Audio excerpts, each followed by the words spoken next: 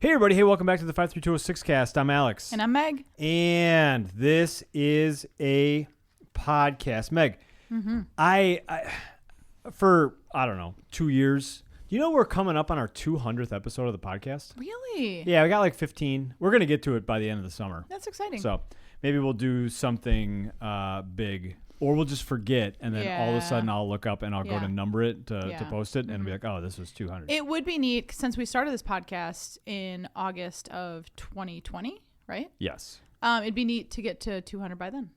Yeah, yes. I think that's about what it paces out to. So that's probably what's going to happen. Mm-hmm. So 200 podcasts in 5 years, that's not bad. That's exciting, yeah. Yeah.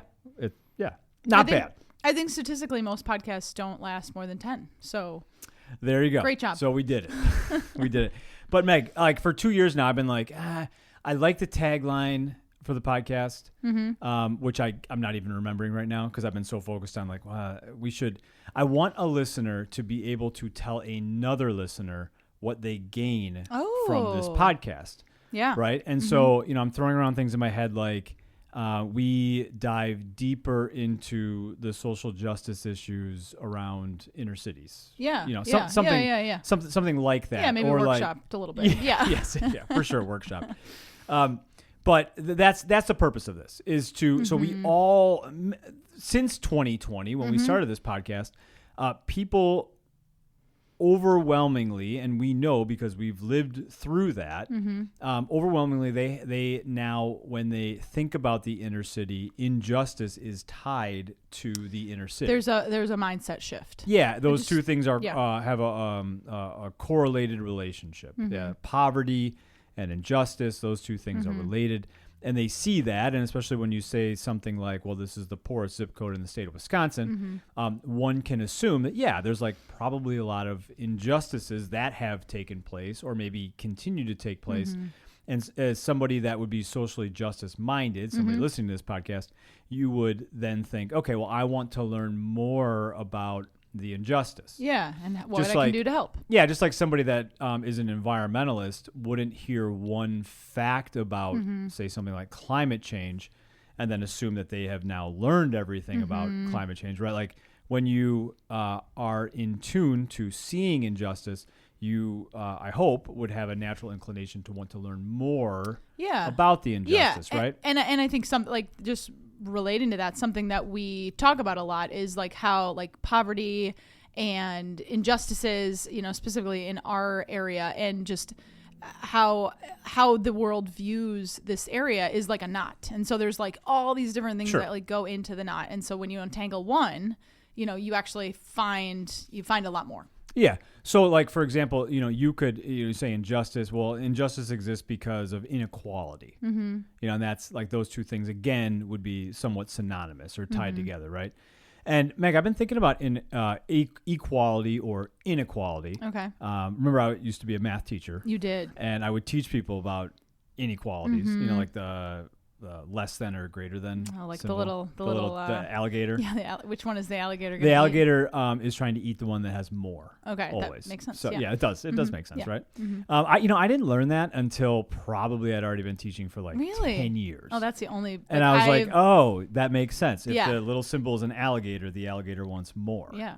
I think. I don't know a lot about alligators, but I assume the alligator wants more. Yeah, I feel like most animals, they want to eat. Yeah. Yeah. And they probably want more versus less. Yeah. Okay, whatever. But the thing about inequalities, Meg, is that inequalities are measured. You measure something. Like you would never say that these two things aren't equal unless there was a measurement that you were using to say like, well, this isn't the same as something else, right? And one of those measurements that we're pretty aware of, again, living in the poorest zip code in the state, is the inequity in, I don't know, finances. Yeah. Net worth would be one measurement that you could use. We talk a lot about here. We use the statistic median household income would be another one. You could just kind of label it all maybe as like, financial capacity of the household or the person. Yeah, and I feel like another thing we say is like margin. How much margin do people have? Yeah, right. And the more capacity you have as an individual to make money, the more margin you could expect to have, right? Like, if you know that you can go out and you can make $50 an hour versus $20 an hour, well, like right there, you've already got more than double. $30. You've got more, right? Yes. And Meg, I've been thinking about working with kids at the garden a lot, and I know it's a garden because we call it the garden. It's true. We got this as a network of community gardens in the neighborhood that operates on roughly 15 formerly vacant lots. Anywhere between 100 and 125 kids come out a week, and each kid is paid $20 for their work. And a lot of people will talk to me about the garden, just what we call it. And they're always, not always, but a lot of times they're focused on the gardening aspect of it, right? Like I know that when people hear about food insecurity, one of the ways to combat food insecurity is to provide food. Yeah. And the garden does provide, provides a lot of food, well over 1,000 pounds of food a year and more this year. So like that's one, I don't want to diminish that aspect. Sure. I think you see there's a lot of different components that go into a Saturday and that go into the community at large too. Well, and so I know, when you and I and the team at We Got This are planning things, in the back of my head, Meg, for a long time, I worked at an alternative school. I do know that, yeah. And you do. But maybe a listener doesn't know that. Okay. An alternative school is a school for kids that are in the process of failing out of high school. Okay. Not like people don't really drop out of high school. They sort of just like fade out of school. No one ever like slams their math textbook on the desk and says, I'm dropping out. Like it's not like that. They just sort of stop coming, or they failed too many classes. Yeah. I feel like that's a good thing to know. Because as a person who isn't ever in schools, I think like, they just decided not to graduate high school. No, it wasn't like they declared one day, sure, I'm dropping out. No, they don't really do that. They just slowly they fade out. Stop. Yeah, I think that's a good, yeah. So I worked with a lot of those kids, and part of our job was to be like, okay, don't fade out of, don't drop out of high school, even though we kind of knew like, and you're probably not, like you're probably going to keep going, whatever. Okay. But there was always this curious thing that I would notice, and I would notice that there was a group of kids that, all of those kids there by definition were behind in credits. Like they had failed classes, and you have to like fail, or you have to pass like 90% of your classes that you take in order to graduate on time. And so there was always a group that, failed more than 90% of their classes. And, kind of by definition, you could say, well, school didn't really work for that group of kids. Yeah. It was interesting to me that in that subset of kids, so, you would think like, the reason why you would want to do good in school is because it's a good predictor of doing good at life after school. Yeah, like you live most of your life after you're 18 years old. Yeah, and I feel like for like people like me and you, like you graduate high school. It's not an option to not graduate high school. Everyone in your circle graduated high school. And even if you didn't love going to high school, like it worked for you. Yeah. Like it was fine. Yeah. But this group of kids, like school didn't really work for them. And it was curious to me that for some of those kids, work really worked for them. I feel like really worked. And I feel like I can think of several kids at We Got This that they have several jobs, but I don't think they ever go to, I don't know that they'll graduate high school. Yeah. It's actually super easy to graduate high school. That's another thing that most people don't know. Sure. Like they're pretty much just handing out diplomas. It's super easy. That was one of my big issues with the alternative school is like, what's even the point of this? Like everyone's going to get one of these. Okay. But that's for a different podcast episode. But for a certain subset of that population, work really worked. Yeah. Not for everybody. And the kids that had that you could tell had no hope for the future. And so when we're talking about inequality and financial capacity, the ones that had almost no financial capacity were the ones that school didn't work for and work didn't work for. Because pretty much everybody, after you're 18, like you are done with high school and you move on. And if work doesn't work for you, like if you haven't figured out that working is how you build financial capacity and how you live, there's not a lot of hope for financial capacity down the road. Yeah. Right. And so kind of like to circle this back to We Got This, when I think about that group of kids that were at the alternative school, and I think about the kids that come to the garden, for some of them, school works great. Right? Yeah, yeah. And honestly, the ideal scenario is that school works great for you and working works great for you, and that you can take those two things and you can combine them to build capacity into the future, whether you go to college or a trade school, or even if you just start like your own business on the side. Like those skills that you learn in school, then coupled with the ability to work hard, are the thing that's going to build your life for you into the future, right?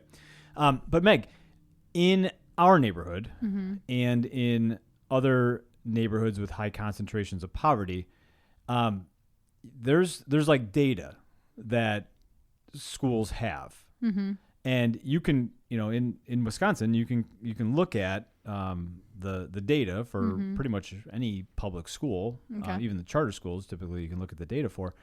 And the data is a school report card. Okay. So every school gets a school state report card. And I remember when we were trying to figure out like where May should go to school, like you kind of showed me the school report cards. Yeah. And hey, this. Yeah. So, and what that means, and it takes into account a bunch of different things, attendance, not so much grades, but like test scores, which are fine, whatever. But it also like takes into account like this target population of kids. So kids that maybe are on IEPs or kids that are identified as getting a free or reduced lunch, which means that they're below a certain poverty threshold. There's a component of the report card score that would tell you like, okay, you're doing either well with that group or you're doing poorly with that group. Oh, that's interesting. I didn't know that had that. That's and so that is supposed to kind of help, a school that would have a high concentration of poverty, like still get a good score. Okay. Because poverty and test results or school performance are directly related. Really? 100% directly related. But, you look at the report card scores for the schools in our neighborhood, and they're low. Okay. Very low, especially compared to schools in the surrounding suburbs. Very, like, the highest is exceeds expectations, and then the lowest is, like, barely, like, doesn't meet expectations, right? Sure, that would make sense. It's like doing good or doing shit. It's like one of those two.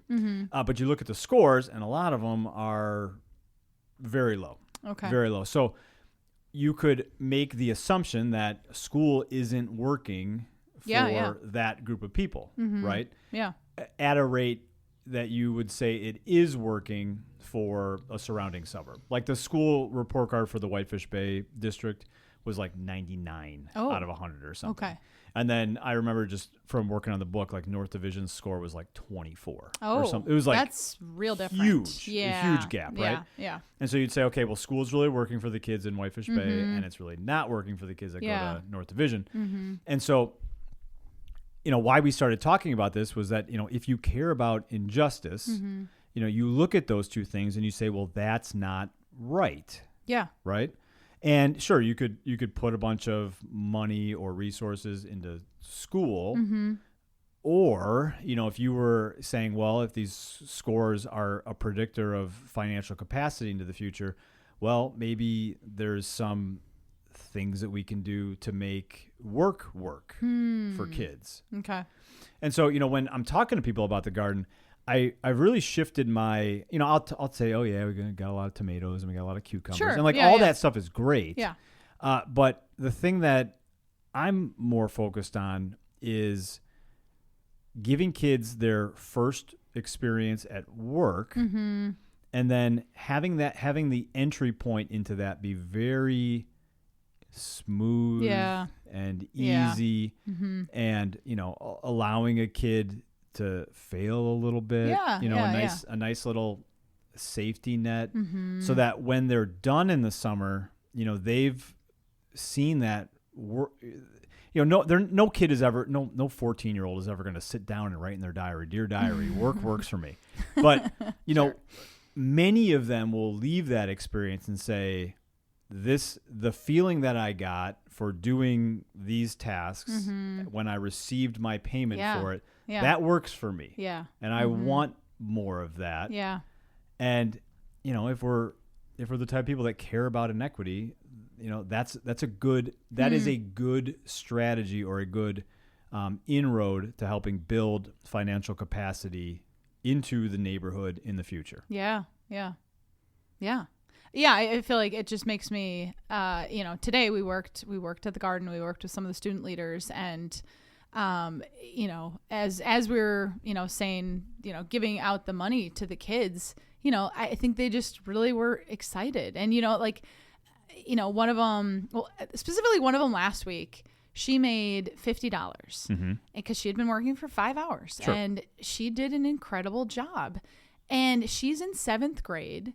And, she's always talking to me about like all the drama that's happening with 7th grade girls. And I'm like, yeah, it's ridiculous. And, I gave her $50 and I was like, you made $50 today. And she looked at me just like, wow, like, I can't believe, I can't believe that. And so I think you're right that like giving people a taste of like, you work hard, you get money is just, I think it's just so cool to see, a look on a kid's face once they've made a good amount of money. Yeah. Because if school doesn't work for you and work doesn't work for you, what are you doing? Yeah. When you're 45 years old. Yeah. You're sitting on your porch drinking an ice house at 9 a.m. Sure. Right? Sure. Like you're not. Yeah. Yeah. There's not a lot going on. Because if you learn at a young age, or you learn at some point in your life that this isn't for me, that's not good. No. Yeah. That's not good. And that, societal issues, a lot of people will talk about, well, it's an individual issue, or it's a macro or a micro. Micro being small, macro being big. Right. And there are like huge macro things that make it harder for somebody from the neighborhood to get, make $100,000 a year. Like that is way more challenging than where you or I are from. But it's impossible if you don't learn, as a young person, hey, like this works. Yeah. Working hard works for me. Yeah. And, I was talking to a guy at the track meet today, and I was just kind of talking about that, because he was into talking about urban gardens. Okay. And like I like that stuff. But the thing that I think the thing that I care about the most, or at least the thing that I've been reflecting on the most, is giving kids the opportunity to have a nice, easy, seamless transition into working. Yeah. And, making sure that goes well. Yeah. It goes well for them. Yeah. Yeah. And I like that, there's a soft place to land. I know today, there were several times where kids weren't doing anything. And I said, are you going to stop working, or are you going to keep working? And, they knew like, oh yeah, if I want to keep making money, I have to keep working, and so, I like them enough so I can kind of, kick them in the behind a little bit just to say, keep going. And they do. Right. Because then now when they go to get, real jobs. Yeah. They at least will remember, okay, this is an expectation at work, and, they'll outperform their peers because they, had that experience of, okay, when I clock in, I'm supposed to be doing something. Yeah. I mean, Meg, you haven't had I don't want to say real job. You have a job. Gosh. But you haven't had a job where like you've had a boss in I am my own long boss. Time. I am my own boss. Yes, you're your own boss. But I haven't had a job where I've had a boss in a while. But like when I did, like there was lots of people that didn't work hard.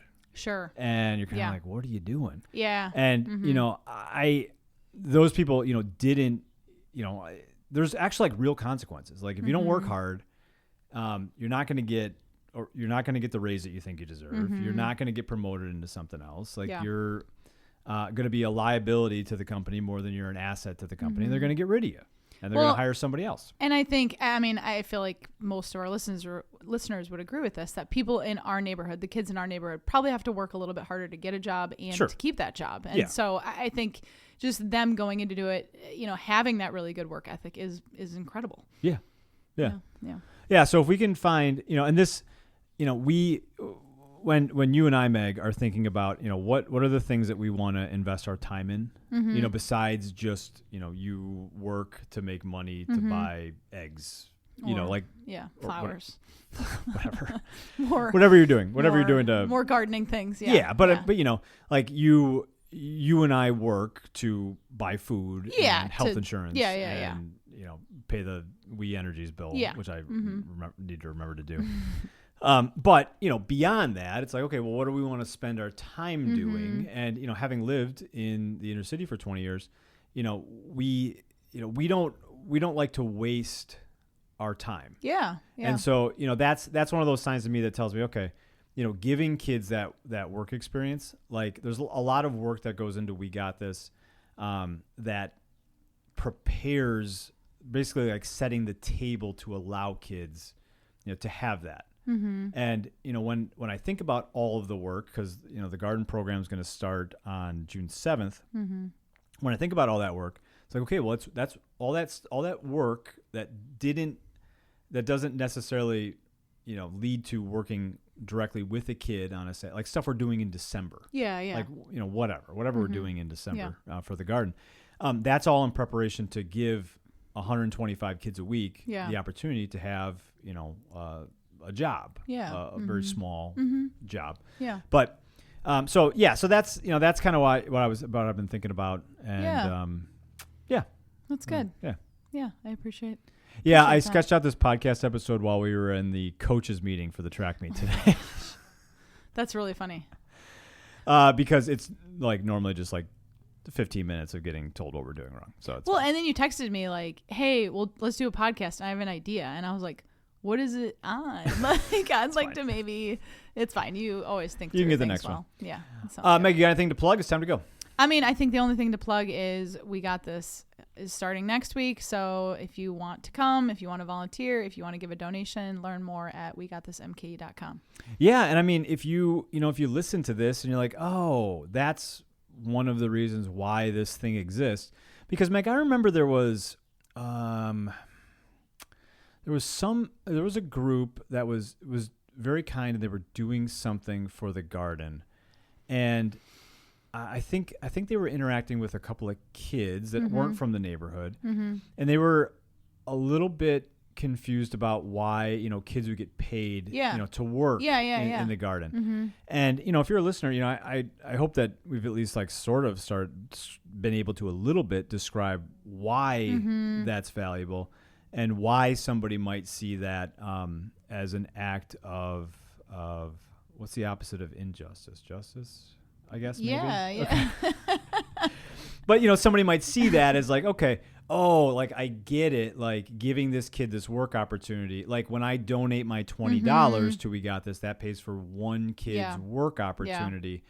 And, a bunch of those work opportunities will likely build the financial capacity of that individual. And 125 of them is like kind of like a neighborhood and could build the financial capacity of the neighborhood. And then one day we're not talking about our neighborhood in terms of inequity. We're looking at them like, oh, okay, we did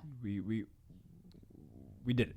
We got it back to probably how it should be. And I feel like I like that because then, just thinking through too, like at the end of the summer, that's $35,000 going back into the community where there's not a lot of places that pour into this community. So it's just a wonderful, wonderful opportunity. So we would love anybody who wants to help out in any way, and the team will greet you. The lunch ladies will greet you. Everyone will greet you and let you know what you can help out with.